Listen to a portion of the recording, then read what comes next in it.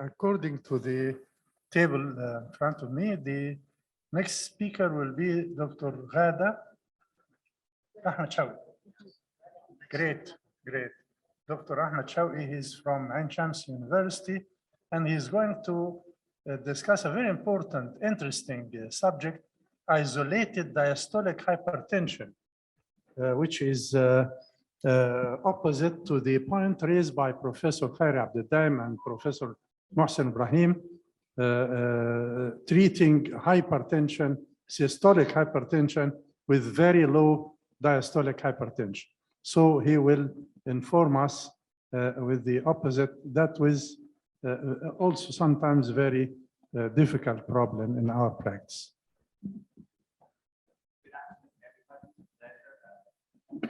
It's a pleasure being here and participating in this excellent annual conference. So what a task, diastolic hypertension. Of course, we see this in patients and we do not understand how significant, how important, is it really that serious? Is it really that problematic? We should know that it is not as encountered as significantly as isolated systolic or even systolic hypertension in both. And one important thing is the definition. There is a little bit of controversy across the Atlantic. Of course, in 2017, when the ACC/AHA guidelines were presented in November, any blood pressure above the 80 for the diastolic blood pressure is considered a diastolic hypertension. And this was a little bit different from the previous guidelines that had a target, or sorry, had a threshold of 90. But again, the Europeans stuck with the 90 even in their 2018 guidelines published in August of 2018. So it's a little bit of controversial. What is the isolated diastolic hypertension? What is definitely a diastolic pressure that should be treated? Professor Mohsen took a deep dive on the mechanisms of hypertension, especially in the elderly. It was a great lecture as usual, sir. Again, it looks at the same mechanisms that cause diastolic hypertension and systolic. They are interactive and they go hand in hand, and probably most cases with isolated diastolic hypertension will have a combined isolated systolic and diastolic. There is increased, definitely, vasoconstriction and adrenergic activity. We know the big part of the diastolic pressure keeping its numbers is the peripheral resistance. So again, it's another important factor that should be considered all the time. Risk factors, same with any hypertensive patient, they are the same conventional risk factors that we see in everybody.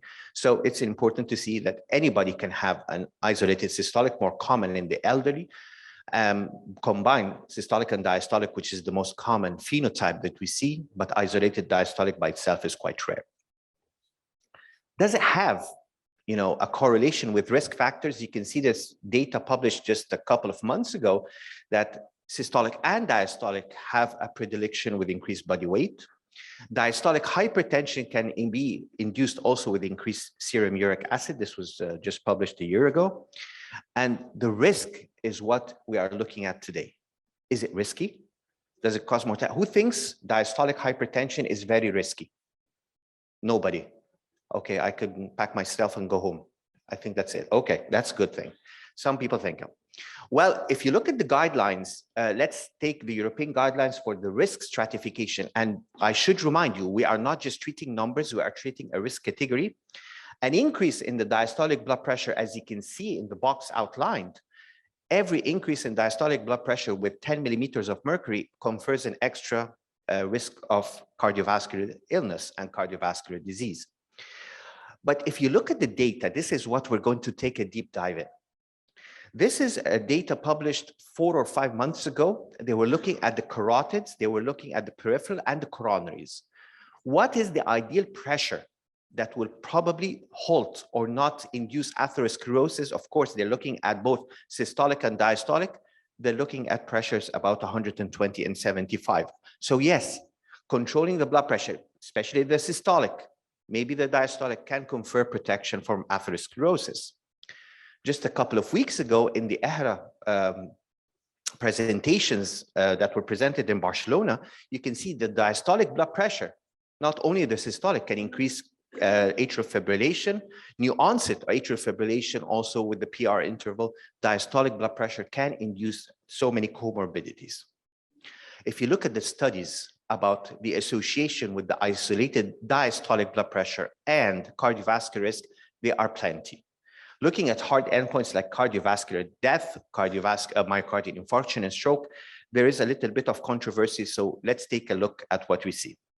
This is a published study in the European Journal of Preventive Cardiology showing that definitely reducing diastolic blood pressure decreases the incidence of cardiovascular disease in over 70,000 adults. This is not a randomized controlled data. We don't have randomized controlled data a lot about diastolic hypertension. This study comes from Asia too, with Kaneko et al. In the Journal of the American Heart Association. You can see that there is an increase with the increase in diastolic blood pressure of angina, myocardial infarction, and stroke. And they even put percentiles of the diastolic blood pressure. The higher the diastolic, the more probable, again, the probability of these major adverse events. Again, a published paper in the European Heart Journal showed that survival can be reduced with those with isolated diastolic hypertension. But this is a really big study, and it was really very well executed. Of course, they look at the association of problems or complications with isolated diastolic blood pressure, hypertension, and systolic. It looks the same. And of course, there is an increase in major cardiac events or a decrease in survival with systolic similar to diastolic. If you compare the two graphs, they look nearly similar. But if you put into consideration the systolic and diastolic hypertension, because a lot of the times they are coincidental and they appear to each other. In this plot or scatter plot graph, you can see that the higher the systolic and the higher the diastolic, definitely the mortality and the major cardiac events increase. But they concluded, to make it simple, and this is a very important point, that diastolic hypertension is important, but maybe not as important unless it's over 90 millimeters of mercury, especially if you have systolic hypertension with it. This is just what we can say, the briefing of this very interesting paper. Again, other papers on the effect, because a lot of people out there think that isolated diastolic blood pressure does not confer any problems. Actually, this data showed that diastolic blood pressure not reducing actually major cardiac events, but had an effect on the left ventricular hypertrophy, intimal medial thickness, left ventricular wall mass index, and thus it does have an effect on target organ, maybe not so much on mortality. In the multi-ethnic study of atherosclerosis, this was an old trial maybe 9 years ago. Again, isolated diastolic, and this is an important part, can confer a probable increase in the incidence of systolic blood pressure as we follow up. Maybe not so much on the cardiovascular events, but if you get a systolic hypertension, we know that definitely from Framingham and onwards, that definitely there is an increase in outcomes. But if you look at the negative side, this is data from the Stanislas cohort. This was published a couple of years ago, looking at nearly 1,600 patients with isolated systolic, diastolic, no hypertension. And actually, if looking at the graphs, it's very, very controversial for the isolated diastolic blood pressure, and it was actually not significantly associated with target organ damage. So you can see a lot of data with, a lot of data against, but most of it shows that it will probably have an effect on the systolic and increase. What is the problem of the numbers with isolated diastolic? Probably around the number of 90, maybe less when we talk about 80 to 90. This is a meta-analysis, again, showing those nearly 500,000 patients with isolated diastolic hypertension and the risk of cardiovascular events. Maybe it's related to the age, maybe it's related to other comorbidities. This was what we saw. So if you look at the diastolic blood pressure in total as a risk category, definitely as we go lower, it's good. Maybe below 75, we've seen with one of the first presentations that I said that it lowers the incidence of atherosclerosis. It's not preferable to go above 90 because probably major adverse events, maybe in probability of systolic hypertension will occur. There are definite data that with isolated diastolic hypertension, we get left ventricular hypertrophy, increased intimal medial wall thickness. This is definitely a risk factor. But one of the most important parameters is if you have a patient with isolated diastolic hypertension, he or she has a very high risk of having isolated systolic hypertension later on. But here comes another question, and Professor Khairi was asking this, and how low should we go if we're going to treat an isolated diastolic blood pressure? And we know for the very first time, the European guidelines put a range, do not go below 70 in diastolic blood pressure control. Why was that? Is there a U curve, a J curve? Is going too low really hazardous? Well, actually, most of the cases here, most of the studies here that we can see, a reverse relationship with a very low diastolic blood pressure, you can have an increase in cardiovascular events. And this is definitely risk of cardiovascular death. In this paper, it has been shown to increase a little bit of cardiovascular death. In the on-target and transcend, when they looked at these very low, it should have an association with increased risk, probably because of the reverse causality. And also in the SPRINT study, if you look at the very low blood pressures, especially with those who are elderly females, there was an increase in adverse events. Of course, this is mainly related to lowering of the blood pressure. And we know the main organ that takes its blood during the diastole is the heart, and coronary events can occur with very low blood pressures. Again, just on the top of my head, we can remember the data from roadmap.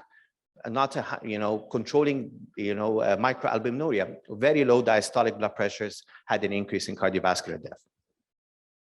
So how to treat? I think it's the same with systolic hypertension, and this was presented lovely by Professor Mohsen Ibrahim today in the morning. It's the same lifestyle modifications. Certain medications, well, would discuss a lot about the vasodilators, whether the calcium antagonist, whether the RAS blockade. Not a lot of data on actually diuretics, but a lot of data coming from exercise, proving exercise improves the peripheral resistance, and this is quite important. And just as Professor Nasser was talking about the renal denervation workshop next door, add renal denervation in resistant hypertension, reduces systolic, it also reduces diastolic significantly. These are the newer data, not the old single electrodes electrodes coming from Ardian. No, these are the helical and the radio spiral hypertension and radiance outcomes. So to take home, I would not like to run out of time. Elevated blood pressure, definitely systolic, it's not a question. It's a very high risk. Isolated diastolic, questionable. How risky it is. Definitely over 90, there is a lot of data on parameters that affect the left ventricular myocardium, and also some data suggesting an increase in cardiovascular risk, but this is mainly related to presence of other risk factors in our patients, or the presence, more importantly, of systolic hypertension. How to control is the same probably as systolic and combined hypertension, mainly with the use of vasodilators. Not preferably, definitely, I think we can all agree going too low with the diastolic control of the blood pressure can increase mortality, can increase coronary events, because we see this U-shaped, J-shaped curve, as you like to say. So actually try to lower, but take care from going too low, especially in very frail, very fragile, high susceptibility for coronary atherosclerosis might increase mortality. Thank you so much. Thank you, Professor Ahmed. It's a very interesting lecture, actually. مشكلة الدايستوليك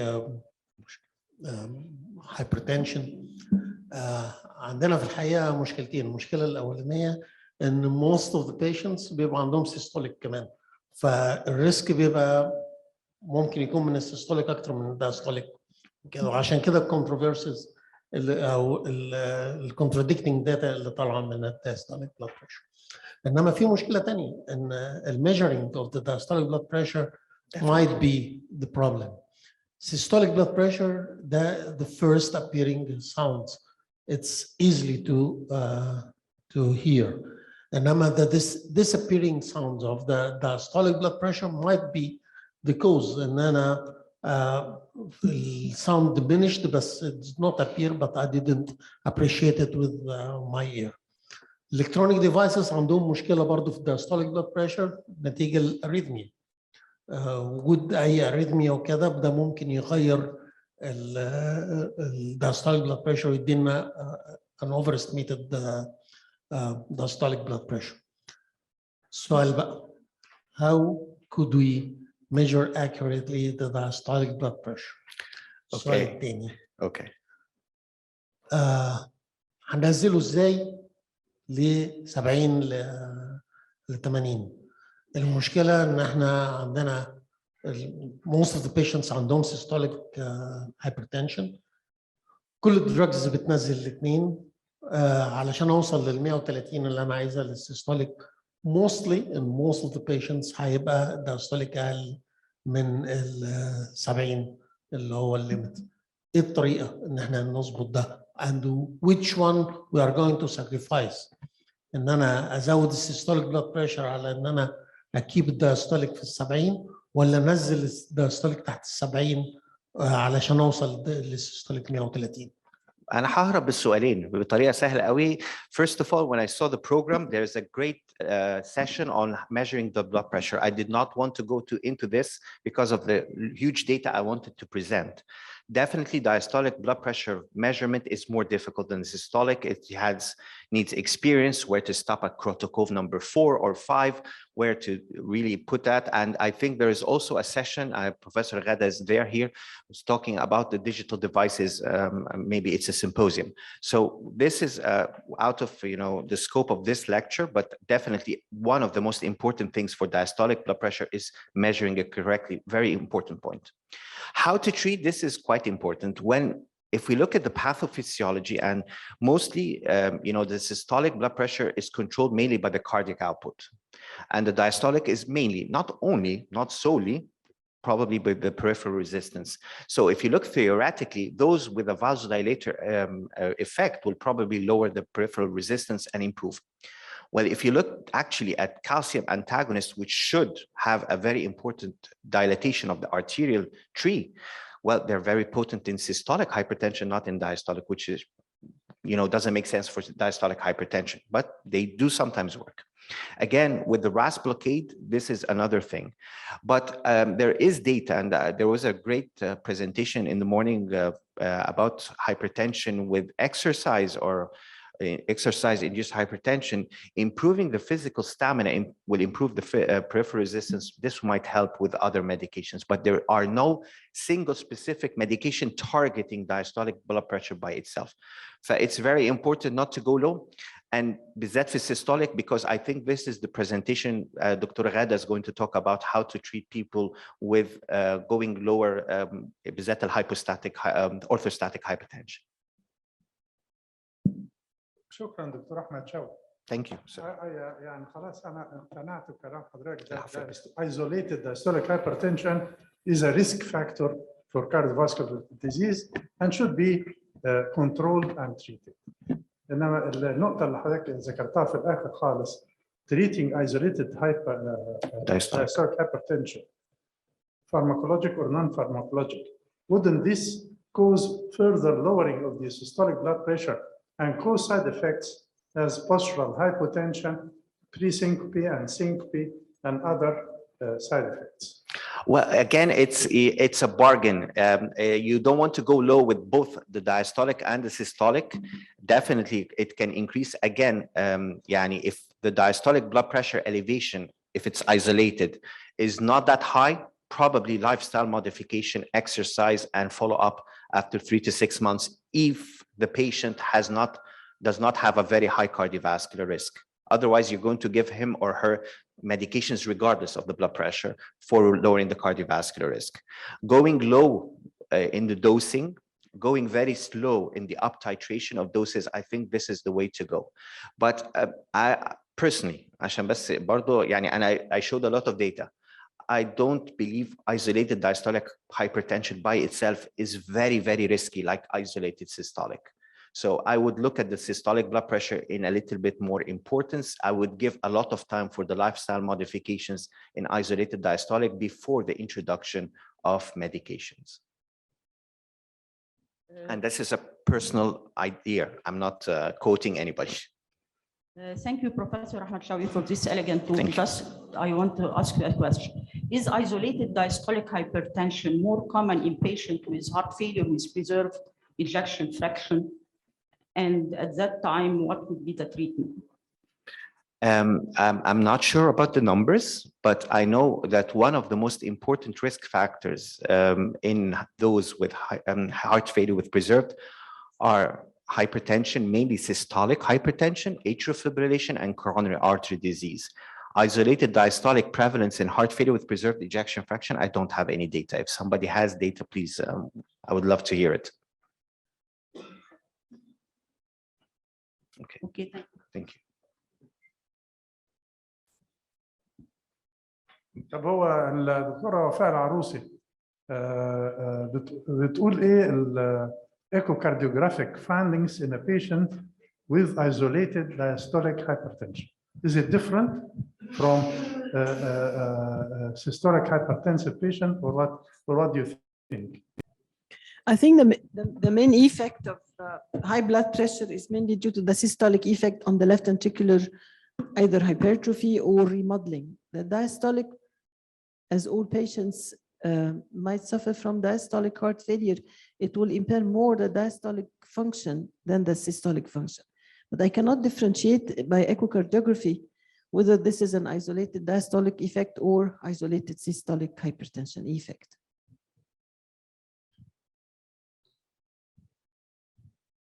Thank you very much, Professor Ahmed Shawky. Thank you. Thank you very much.